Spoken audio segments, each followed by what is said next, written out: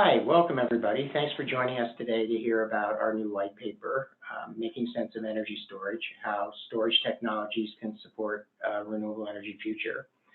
My name is Rob Sargent. I'm the Energy Program Director for Environment America. We're a national federation of citizen state-based organizations advocating for a cleaner, greener, and healthier future.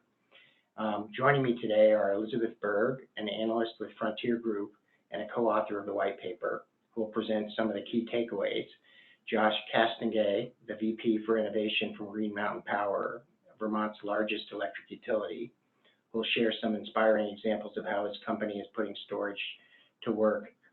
And Ellen Anderson, who's the director of the Energy Transition Lab at the University of Minnesota, who will fill us in on what's happening on the policy front in Minnesota and in other states. Renewable energy is growing by leaps and bounds across America. We produce 43 times more solar power than we did a decade ago and 7 times more wind energy. The cost of renewable energy is declining. Renewable energy technologies are improving. Advances in heating and cooling technologies and electric vehicles are making it possible now to repower entire new segments of our economy with renewable energy. And the energy provided by the sun and the wind and other renewable sources are virtually unlimited. The key is the ability to save it and use it later.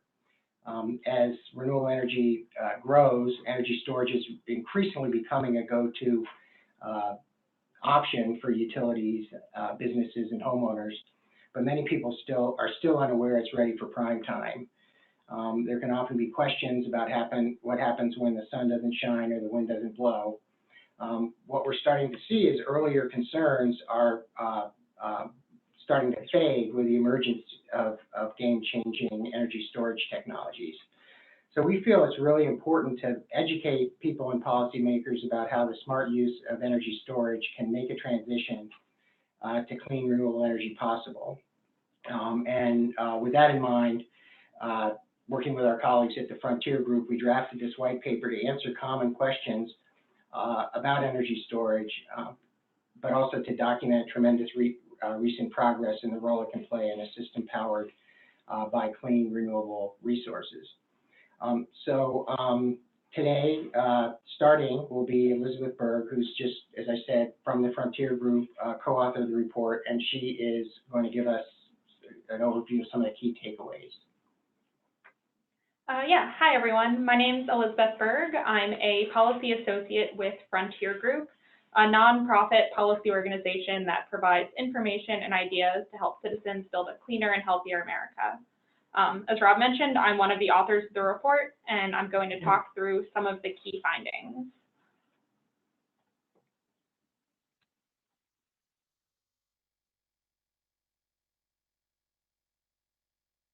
The main takeaway is that energy storage will be an integral part of our electric grid of the future, providing reliable access to electricity while bringing a future of 100% renewable energy within closer reach. Getting the most benefit out of energy storage, however, requires understanding how it works, where and when it is useful, and how it can be supported by public policy, all topics addressed in our new white paper. So why is energy storage useful? Firstly, storage pairs well with renewable resources like wind and solar. These graphs show the variations in wind and solar resources over a couple of days and a couple of seasons. In California, for example, solar and wind energy generation was halted more than 20% of the time during 2016 because the power that they were producing was not needed at that moment. With increased storage capacity, that excess generation could instead be stored for later use. In addition to pairing with renewable energy, storage can help stabilize the electric grid. For both of these reasons, storage is likely to play a key role in a renewable energy future. Of the 6 different pathways to 100% renewable energy that researchers have developed that we reviewed, all but 2 of them envision an important role for energy storage. So how is storage currently being used? Storage can be found across the country in a number of formats and with a variety of uses.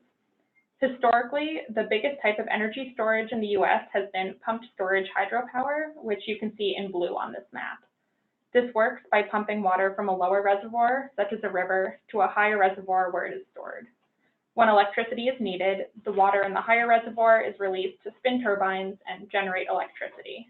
More recently, batteries, in red on the map, and thermal storage in green have been the dominant technologies. I just want to highlight a couple of examples that show the full spectrum of benefits that storage can offer. In Pumpkin Center, Arizona, local utilities are installing 8 megawatt hours of battery storage, just enough to meet demand during the 20 to 30 highest demand days of the year. This investment will allow the utility to avoid building 20 new miles of transmission lines that would be unnecessary more than 90% of the time. This experience illustrates how any conversation about future infrastructure should include not just energy generation, but also energy storage. Batteries were also useful during the 2015 Aliso Canyon natural gas leak. Battery storage was quickly brought online in response, preventing power outages across Southern California. These batteries were fully installed in just 9 months, whereas traditional peaker power plants would have taken years to construct after the need was identified. Most types of storage hold just enough energy to provide power on the order of minutes or hours, but thermal storage also has the potential to be used on a seasonal scale. One exciting example is the Drake Landing Solar Community, a 52-home subdivision in Alberta, Canada. They use the excess solar thermal energy to heat water in the summer, and then this heat is trapped underground until winter when it's circulated up through the homes to heat them. This system was able to provide 100% of the home's heating needs in the winter of 2015 to 2016. And what's next for energy storage? As you can see from this graph, storage, particularly thermal storage and lithium-ion batteries, has been taking off. There was 6 times more energy storage capacity, excluding pumped storage hydropower, in 2017 than there was in 2007. This growth is expected to continue for a couple of reasons. First of all, prices are rapidly dropping. Over the next 5 years, average battery costs are projected to fall 19 to 49%. Additionally, as a greater share of energy is provided by variable sources like wind and solar, more storage will be needed to balance energy supply and demand. Lastly, new policies are making it easier for utilities and consumers to install storage. As of last spring, 140 state-level policies and regulations were either pending or already in place, just on the utility side of energy storage. And earlier this month, New York set the highest storage goal of any state yet, 1,500 megawatts by 2025. In summary, our white paper found that energy storage can be an important tool in our future electric grid, pairing with wind and solar energy to provide reliable access to electricity while bringing a future of 100% renewable energy within closer reach. Thanks, Elizabeth.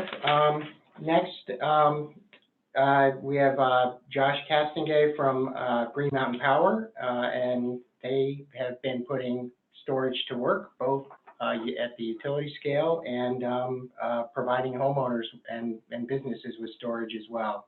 They've got a real cool story to tell, and we're excited to hear it. Great. So yes, hello everybody. This is Josh Castingay, Green Mountain Power, up in snowy Vermont today. You can jump ahead. That's actually a picture of our Stafford Hills facility there that I'll hit on. So just quick high level about why we're doing what we're doing.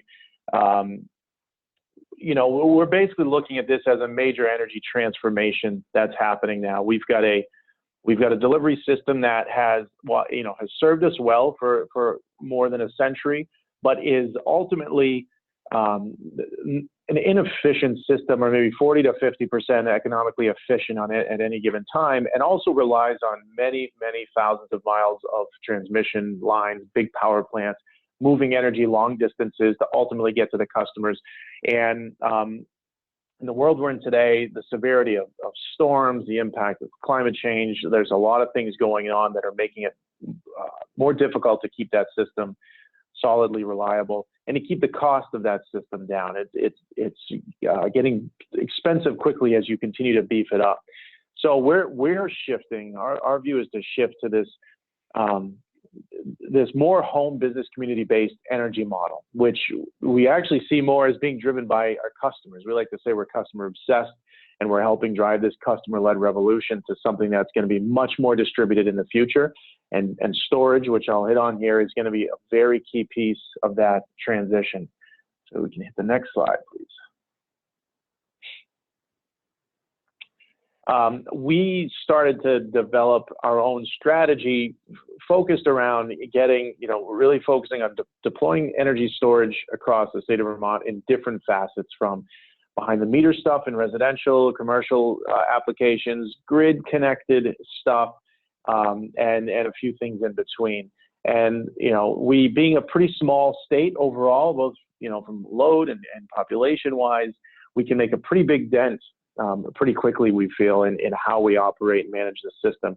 We talk about taking our GMP's peak, our Vermont peak, from in the mid 700s down to no more than 600 megawatts year round. By doing that, we're going to be saving our customers a considerable amount of money that's paid into the broader regional grid system, and ultimately help reduce the amount of infrastructure that needs to be built, and start to transform that model.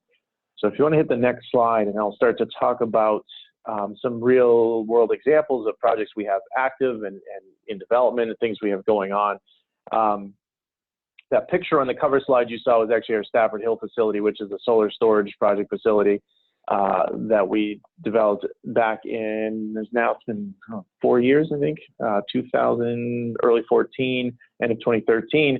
It's a 2 megawatt solar facility with a there's 3.4 megawatt hours of battery storage there. And just to show, this was a slide just to kind of show the actual performance. So last, not 2017, but in 2016, when we had the summer peak in New England, we were able to discharge the battery storage. The solar happened to actually be tapered off because of clouds rolling into Vermont. And we were able to discharge the battery storage and hit that peak hour. And that saved our customers on the order of around $200,000 just in that hour from using the battery storage. And again, that's just one use case of the system. We can also island an adjacent high school, which is an emergency shelter. If in the time that there's a disaster on the system or an emergency, we're able to keep that running. You can hit the next slide, please. This is actually a little hard to see. Sorry about that. This is we have a program where we partnered up with Tesla and worked on a way to make it easier for customers to get home energy storage behind the meter in their home for resiliency, reliability, while at the same time GMP leveraging the battery storage in aggregate to help drive down system costs, using those systems to reduce peaks, just like we showed with Stafford Hill, and other value streams, helping manage power quality and things on the grid. This is a real example. Our PowerWall 2.0 program has been being deployed over the last 4 months or so, and we had a massive storm roll through right around Halloween last year, and we had, I think at that point, maybe about a dozen systems deployed. And this is actual data from one of the customers' locations. The top graph just shows you the state of energy in the PowerWall. And what you can see as you work your way across the top, when you start to see that downward ramping, that was when the outage occurred. The PowerWall started carrying the entire load of the home. You see the little bump up and then a ramp down again, then a bump up and a ramp down. That's actually the solar during the day kicking back in, recharging the battery to a point, and then the battery carrying through the night, and so on and so forth there. And it's hard to see on the scale, but on the left, there's the scale. This system actually still had over 50% of its available energy in it at the end of this 3-day event. So they rode through 3 days with no power, keeping their home going and keeping the lights on with this system. So it functioned beautifully. You can hit the next slide. And this next one just shows, this is just another little snapshot of, at the same time, we're able to use these battery systems to what we call attack the peak. And basically the system is going and we're discharging all of the batteries during the peak hours, reducing the cost of the system, which allows us to make the system cheaper for the participating customers. And ultimately our goal is the customer gets this resiliency system, makes it cheaper for them. We're also able to reduce further costs of the broader system for all customers, help keep rates down, keep things more affordable, and continue to transform the energy system.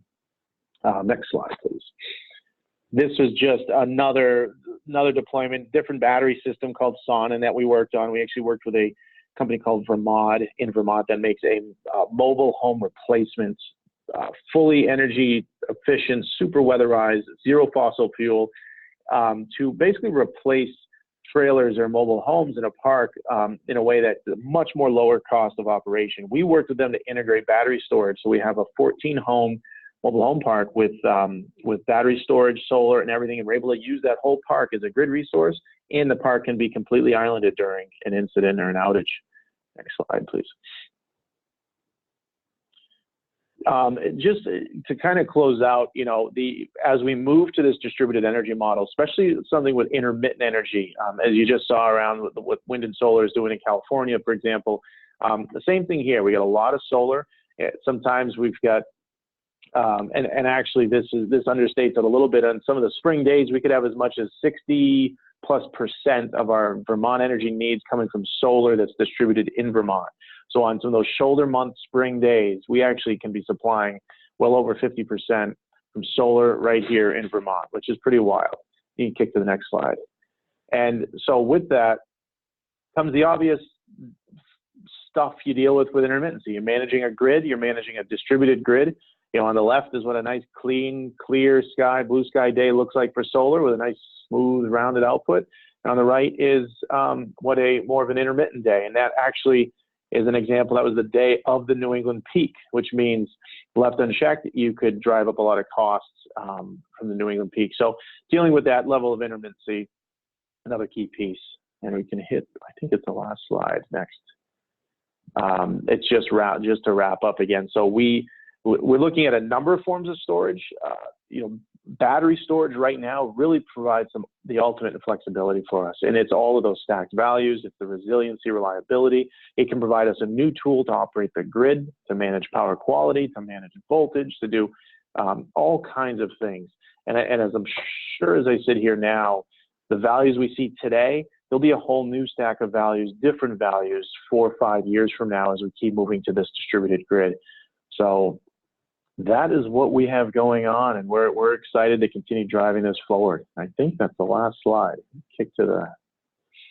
Thanks so much, Josh. And last but certainly not least, we have Ellen Anderson from the Energy Transition Lab at the University of Minnesota. Ellen brings to this discussion years of experience as a policy practitioner, as a state legislator that crafted and ushered through clean energy and environmental legislation, and also as a utility regulator and as a top advisor to Governor Dayton on energy and environmental issues. So we're really excited to have her share today. Thanks, Ellen.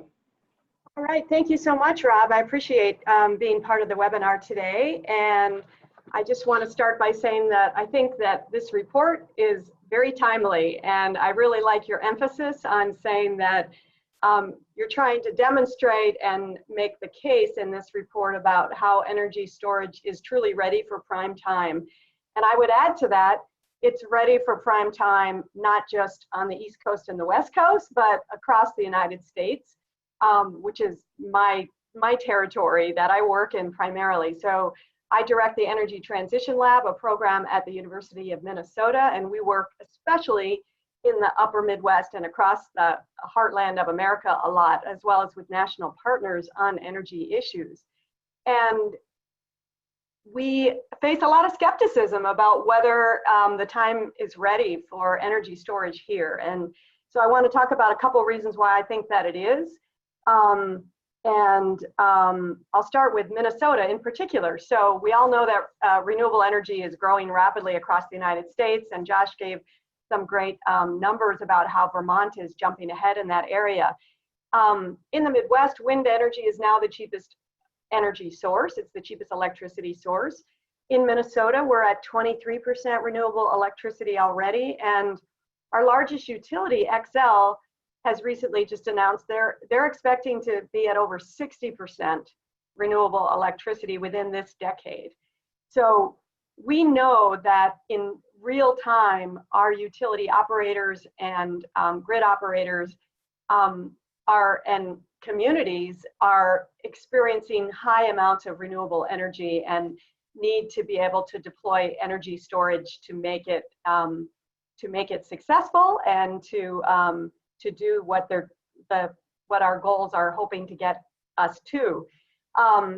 And I really like the part in the report where you talk about the pathways to 100% renewable energy or deep decarbonization, and link those to the energy storage that will be needed to accomplish those really ambitious and aggressive goals. As Rob mentioned, in our state of Minnesota, it took really strong state policies, such as our renewable energy standard, which I passed, so I am very familiar with it, that requires minimum of 25% renewable electricity. But as I mentioned, it's leading to far greater amounts of renewable energy. But we know, and I've experienced through my years in state government, that when you have a new technology like energy storage or advanced batteries, you need smart and supportive policies to enable it to have a place in your system and to accelerate its deployment. So now we need to have that conversation with policymakers, and we're doing that right now in the Midwest. And policymakers across the country, of course, are beginning to realize that deploying energy storage can help renewable energy develop and grow, but it also will help our whole electricity system be more efficient, more reliable, and reduce carbon. So there's a lot of win-win-win opportunities there. And so we need to educate policymakers who are maybe skeptics about energy storage to understand the policies that need to be in place to allow batteries and other kinds of storage to actually compete with conventional sources of either generation or other things like load reduction or load management, to allow storage to be able to effectively provide benefits to ratepayers, as Josh was talking about, and benefits to the electricity grid, and benefits towards meeting our clean energy and carbon reduction goals. As a matter of fact, my center this afternoon is hosting a workshop for Minnesota state legislators, and it's all about energy storage 101, as well as microgrids and how they relate to each other. And we're bringing in a number of experts to talk about that. And it's a really nice bipartisan group of several dozen legislators and a number of legislative staff who will participate in that. So we're very much focused on trying to do that policymaker education and information, so they understand kind of, you know, how fast things are changing, and how important it is to be able to incorporate energy storage in a smart way into our energy system. I just want to wrap up my comments by talking just for a minute or two about what we do at the Energy Transition Lab. We've worked a lot on energy storage over the last 2 years. And for example, in September, we hosted the Midwest Energy Storage Summit, and we had 300 some people from around the Midwest with local and national experts really tackling that question head on. Is our area of the country ready for energy storage? Is the marketplace where it needs to be to make it cost effective, given our moderate electricity prices here? And we heard example after example of why, yes, it is. There are use cases. There are many functions that storage can provide right now that are money-saving opportunities for and improve our grid. We did a specific report, which you see a picture of here on the screen now. We worked with about 60 different high-level stakeholders from all different kind of energy sectors, utility executives, renewable energy companies, regulators, consumer advocates, researchers, and others, to identify some of the questions that we have in Minnesota about how could energy storage make an impact for the better. You know, what are some system needs that it could address? And that's what led us to this report. And in this report, we focused in particular on the question of whether you could use a battery or a battery combined with a solar array to avoid the need to build a new natural gas peaking plant. And we found that, yes, indeed, that can be cost effective right now in the state of Minnesota and in the MISO region, especially when you pair solar plus storage together. So there's a huge amount of opportunity. So I'm excited to work on energy storage because I think it is such a game changer. in terms of where we're trying to go in our rapidly evolving energy system. It's a critical part of getting us to those next goals, that next sort of level of our clean energy revolution that we're going through. So thank you so much, and I'd be happy to take any questions as well. Thanks, Ellen. Well, as you've heard, and as many of you who are watching the clean energy transition go on, energy storage, much like many of the other pieces of the energy transition puzzle, is moving quickly, and there's a real need to make sure that people making decisions about our energy future are grounded in the facts. And these are just. We hope this report will help. Will help clear up some of those questions and answer the question: what's the deal with energy storage?